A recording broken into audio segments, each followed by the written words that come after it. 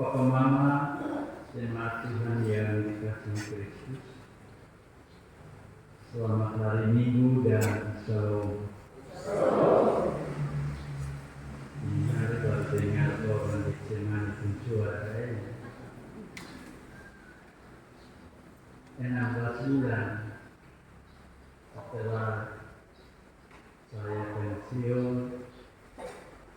Hari ini dalam anugerah dan kasih Tuhan, Ia kembali mempertemukan kita dalam pelayanan minggu pagi ini. Dalam pelayanan pagi ini, kita telah membaca firman Tuhan dari pertama Petrus pasal 3 ayat 13 sampai dengan 22 yang diberi tema sabar menderita karena kebenaran Kristus. Banyak orang menderita karena perbuatan jahat mereka sendiri.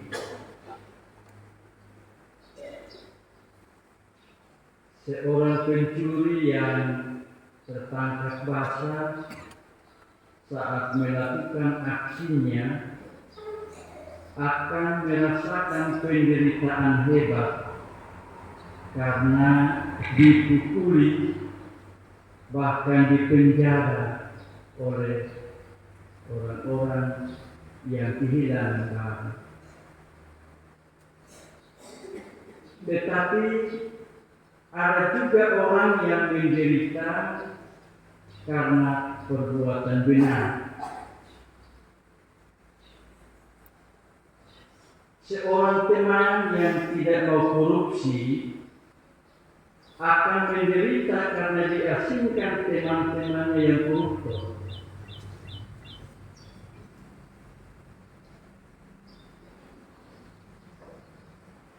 Seorang murid yang tidak ikut-ikutan menyontek bisa menderita karena diasingkan teman-temannya yang suka menyontek.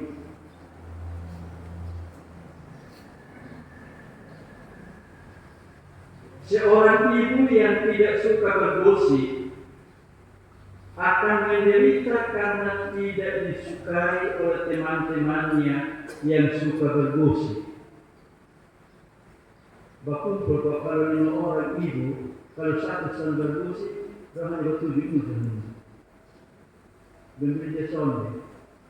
Ya. Begitu juga dengan orang percaya di sepanjang zaman seringkali berhadapan dengan penderitaan. Dalam teks kita, Papa Mama,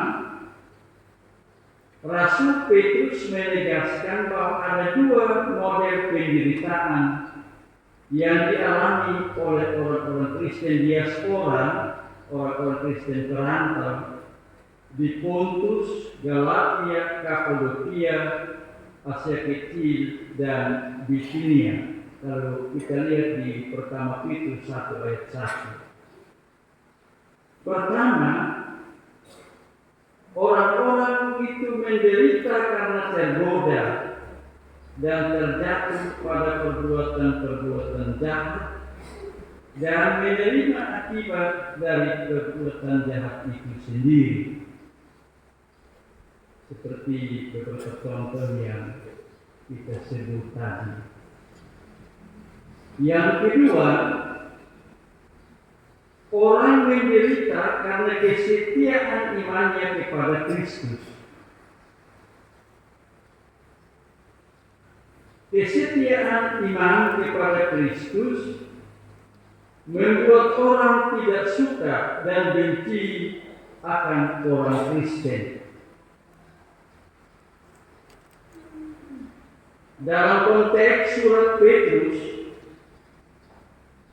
orang-orang yang tidak suka dan benci orang Kristen itu adalah para pemimpin Yahudi dan pemerintah Romawi. Situasi yang dihadapi oleh orang-orang Kristen waktu itu tidaklah mudah. Sebagai agama baru yang baru mulai berkembang, tanggapan yang diterimanya juga beragam.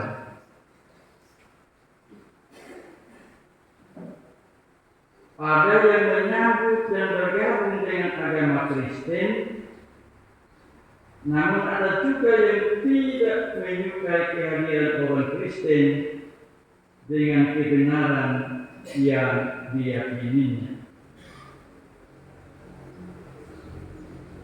Orang-orang Yahudi beranggapan bahwa agama Kristen sebagai sekte yang menyimpang dari agama Yahudi. Sementara orang-orang Yunani Romawi memandang orang-orang Kristen sebagai orang-orang yang aneh dengan kebenaran yang diyakininya. Dalam situasi seperti itu, Papa Mama, Rasul Petrus dengan tegas mengatakan, jangan menderita karena perbuatan jahat, tetapi rajinlah berbuat baik. Kata rajin di sini berarti sungguh-sungguh berbuat baik dan bersemangat untuk berbuat baik. Bagi Petrus, dalam situasi penganiayaan, orang Kristen harus tetap berbuat baik. Kita harus melakukan perbuatan baik dengan semangat yang jauh lebih dari biasanya. Penderitaan tidak boleh mengurangi, apalagi menghilangkan perbuatan baik kita. Jangan karena menderita, potong sono mau buat baik. Paulus bilang jangan begitu. Ya. Di tengah penderitaan, perbuatan baik kita harus semakin nampak dan bersinar. Kita harus bersungguh-sungguh dan tetap bersemangat untuk berbuat baik, tanpa dipengaruhi oleh situasi yang sedang melanda kita. Karena kalau berbuat baik ini, kalau senang berbuat baik, kalau orang lain buat baik dengan kita berbuat baik. Tapi kalau semua kasus sedikit, kita dikasih tambah baik. Jangan boleh.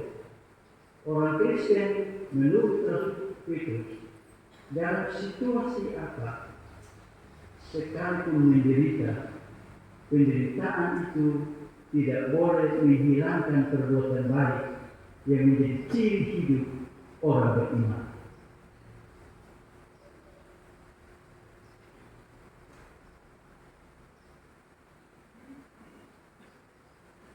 Apa yang dikatakan Petrus adalah cintailah kebaikan dengan semangat yang tinggi, seperti seorang suami yang mencintai istri dan anak-anaknya tanpa melihat kekurangan dan keterbatasan mereka.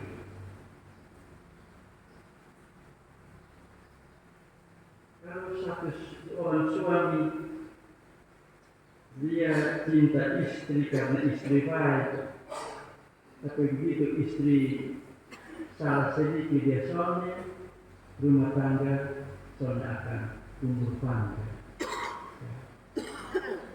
Anak-anak juga begitu. Ini anak dan itu kadang bikin sesak kotor. Jadi kotong juga mesti rem-rem juga.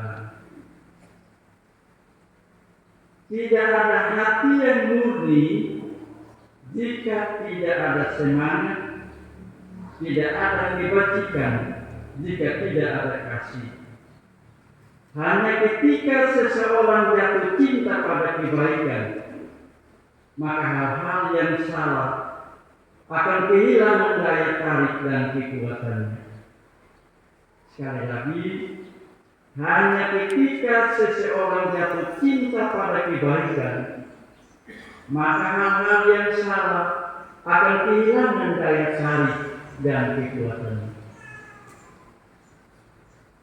Ada jenis penderitaan yang membawa kebahagiaan.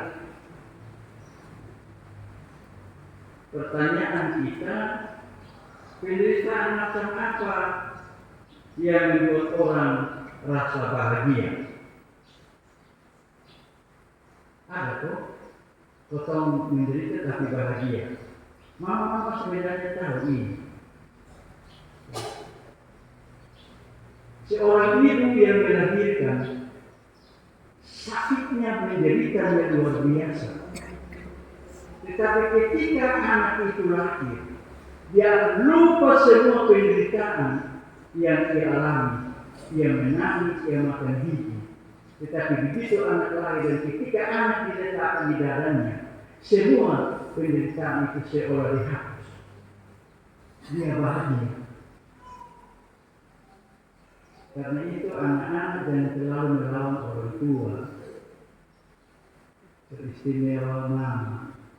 Karena ketika mama melahirkan, kaki satu di lubang, kaki satu di luar. Ya. Dan itu penderitaan yang luar biasa. Tapi penderitaan yang mendatangkan kebahagiaan. Itu secara manusia. Penderitaan yang membuat orang merasa bahagia menurut iman Kristen adalah penderitaan karena berbuat benar dan bukan karena berbuat dosa.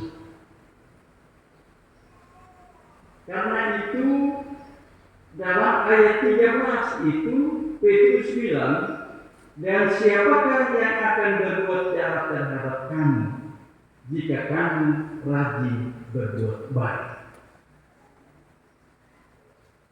Kalau berbuat baik dan ada orang yang menjahati kita, biar dia urus dengan Tuhan saja. Kita terus berbuat baik. Dalam ucapan bahagia, khotbah Yesus di bukit itu dikatakan begini. Berbahagialah orang yang dianiaya karena kebenaran, karena mereka yang mempunyai surga. Berbahagialah kamu jika karena aku kamu dicela dan dianiaya dan kepadamu difitnahkan segala yang jahat. Matius 5 ayat 10 dan 11. Karena itu jangan ragu, jangan malu, jangan takut dan khawatir untuk bertahan dalam kebenaran iman karena Kristus.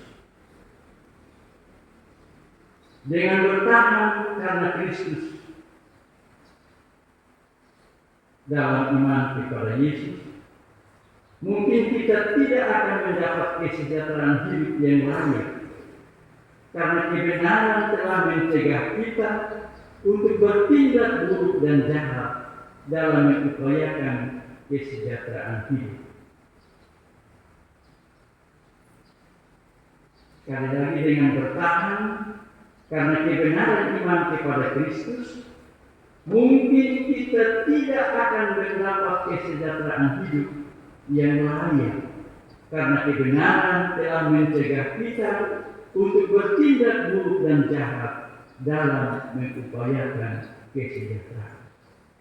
Coba lihat orang-orang yang kerja baik, kerja jujur, dan begitu saja. Ya. Mereka sadar bahwa kebenaran itu telah mengajar mereka Karena itu mereka takut untuk bertindak buruk dalam mengejar kesejahteraan. Penderitaan bukanlah sesuatu yang nyaman dan menyenangkan. Dalam pandangan umum, penderitaan adalah musuh kehidupan. Orang yang menderita dipandang tertimpa nasib sial karena melakukan dosa tertentu. Namun dalam iman Kristen, penderitaan adalah kebahagiaan. Menderita namun bahagia karena Kristus ada di dalam hati sebagai Tuhan. Ayat 15a dari bacaan kita tadi. Ketika orang percaya menguduskan dan menghormati Yesus dalam hati, ada keyakinan bahwa Dialah yang mengendalikan segala peristiwa. Dia adalah Raja yang berkuasa dan semua kekuasaan dan otoritas pada akhirnya harus bertanggung jawab kepada Yesus. Karena itu setiap orang percaya dipanggil untuk berpikir sesuai dengan firman Tuhan dan bertindak seperti itu. Hati dan pikiran ini bukan dua hal yang bertentangan. Hati dan pikiran bukan dua hal bertentangan.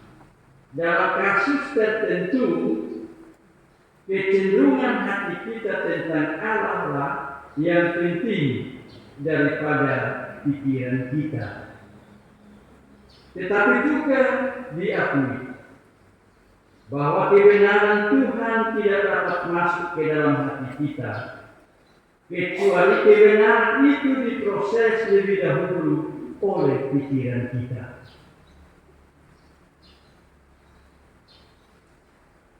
Jadi hati dan pikiran itu bukan dua hal yang berlawanan. Ada saat di mana dalam keadaan tertentu kita dengan hati yang penuh keyakinan mengakui Tuhan. Tapi saat tertentu firman Tuhan itu untuk bisa dapat masuk di hati, dia mesti diproses oleh pikiran kita. Ya. Melakukan kebenaran Papa Mama bisa membuat orang menderita. Dan ini mesti kita tegaskan itu. Jadi jangan berpikir kita buat benar, itu kita enak-enak. Banyak orang telah merasakan itu. Orang lain yang salah dia yang pikul dosa. Orang lain yang salah dia masuk penjara. Lantas kita ramai-ramai memfonis, menjustis bahwa dia yang masuk penjara itu yang bersalah. Belum tentu. Ya belum tentu.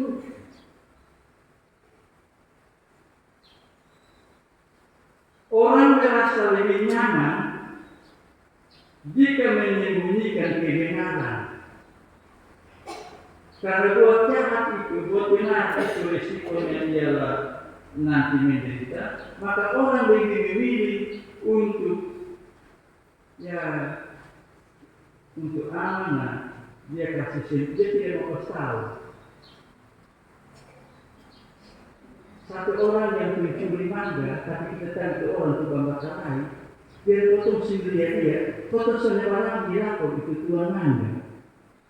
Dia orang yang aku bedanya potong habis di rumah. Dia diam-diam. Begitu contoh yang sederhana. Sebab ketika melakukan kebenaran, ada potensi kita mengalami penderitaan. Namun menderita karena kebenaran iman kepada Kristus akan berakhir dengan kebahagiaan. Penderitaan hanyalah jembatan menuju kebahagiaan. Perbuatan baik harus didasarkan pada iman kepada Kristus Yesus. Kita melakukan kebaikan dan kebenaran bukan untuk mencari selamat dan popularitas. Kita buat baik itu bukan untuk orang puji kita. Kita buat baik itu bukan untuk kita terkenal. Tidak. Berbuat baik sebagai ungkapan syukur atas keselamatan yang telah dikerjakan Kristus bagi kita di atas kayu salib. Kita buat baik itu bukan untuk selamat. Kalau buat baik untuk selamat, hari ini dibuat baik, besok dia kumat, dia tidak buat baik. Kita selamat bukan karena jasa berbuat baik. Kita selamat karena anugerah dan pengorbanan Kristus di atas kayu salib. Karena itu kalau kita buat baik, kita mengangkat syukur kepada Kristus yang telah selamatkan kita.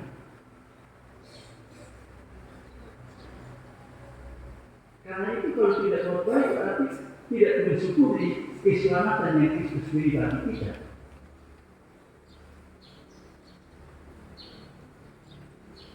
Orang Kristen yang tahu kebenaran, namun tidak melakukannya karena takut menderita, adalah orang Kristen yang telah kehilangan hakikat dirinya dan kesadaran akan panggilannya di tengah-tengah dunia ini. Menderita karena kebenaran Injil Yesus Kristus adalah landasan untuk menikmati kebahagiaan sejati. Yesus adalah kebenaran dan hidup.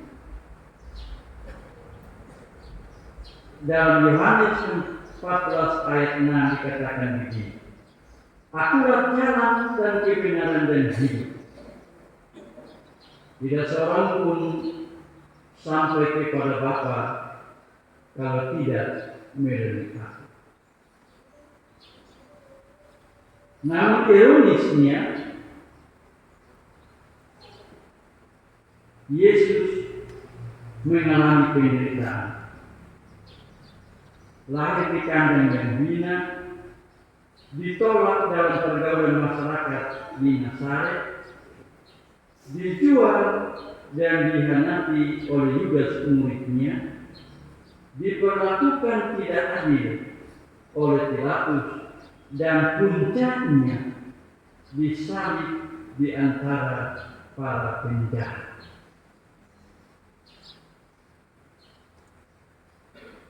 Sungguh tragis dan menyedihkan perlakuan yang tidak pantas harus diterima dan dialami oleh Yesus. Dengan sabar Yesus menerima semua perlakuan itu karena kasih kepada manusia dan kasih kepada Bapanya.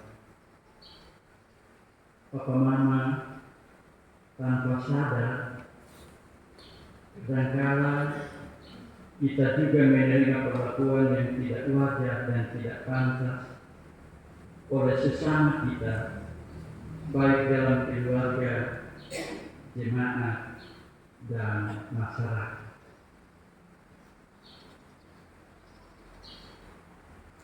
Jadi apa yang dialami Yesus juga kita alami dalam hidup keluarga, jemaat, dan masyarakat.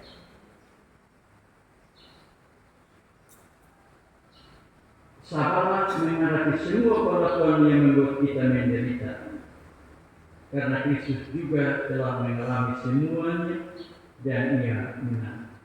Kemenangannya menjadi kekuatan kita dalam menghadapi berbagai penderitaan dan kesulitan.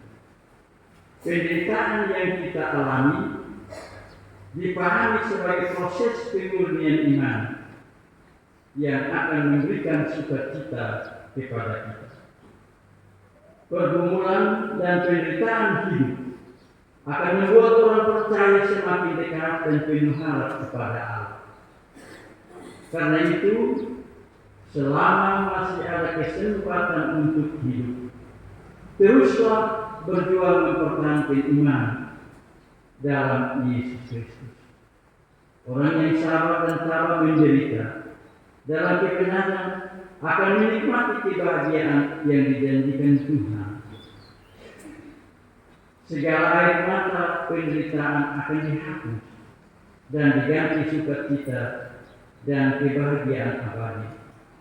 Sebagaimana dikatakan dalam Wahyu 21 ayat 3 dan 4. Lalu aku mendengar suara yang nyaring dari tahta itu berkata, "Lihatlah, kemah Allah ada di tengah-tengah manusia, dan Ia akan diam bersama-sama dengan mereka. Mereka akan menjadi umat-Nya, dan Ia akan menjadi Allah mereka.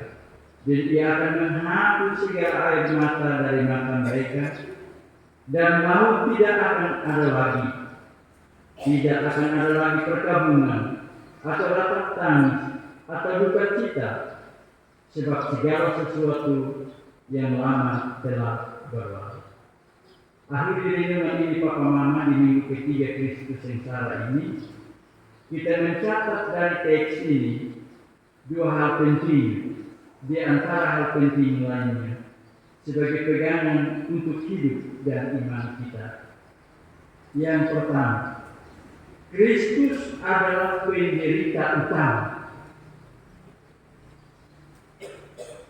Rasul Petrus tegaskan bahwa seorang pun dari kita yang lebih menderita tidak seperti yang dialami oleh Kristus. Kristus adalah penderita utama kita. Kita hanya tahu dan merasakan sedikit dari penderitaan. Penderitaan itu bagaikan jubah yang Yesus pakai sehari-hari. Jadi penderitaan itu bagi Yesus, dia seperti baju yang Yesus pakai tiap-tiap hari. Kita hanya menyentuh ujung jubah dari pakaian duka yang dikenakan Kristus sehari-hari.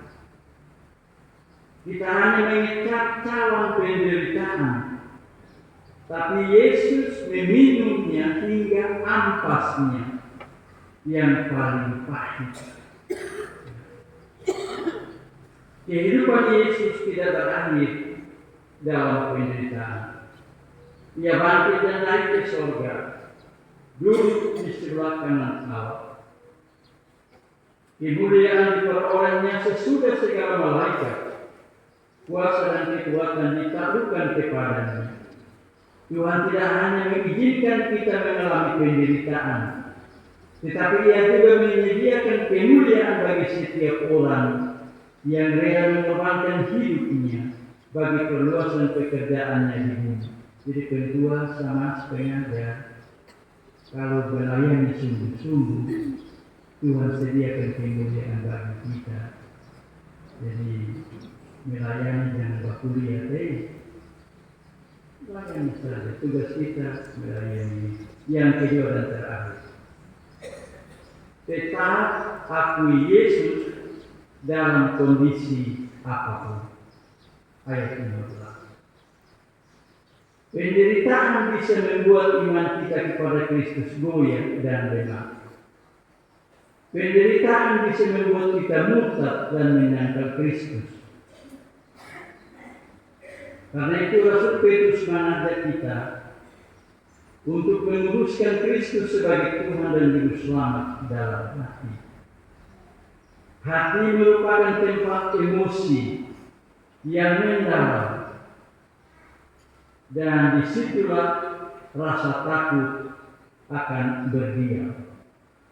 Tetapi Petrus ingin agar orang-orang percaya mengubah rasa takut dalam hatinya dengan iman dan rasa hormat melalui pengakuan kepada Kristus sebagai Tuhan dan Juru Selamat dan bersandar hanya kepada Dia.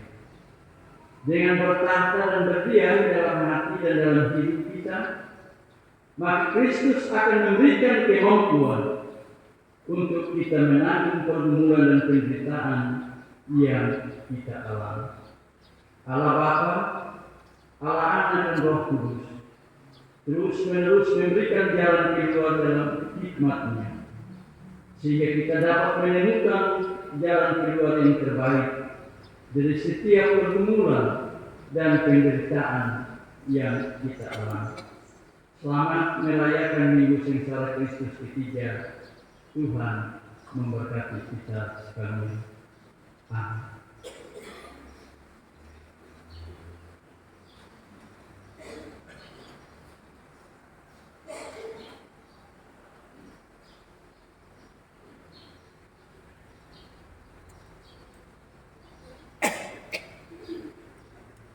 Saya jemput Papa Mama dalam keadaan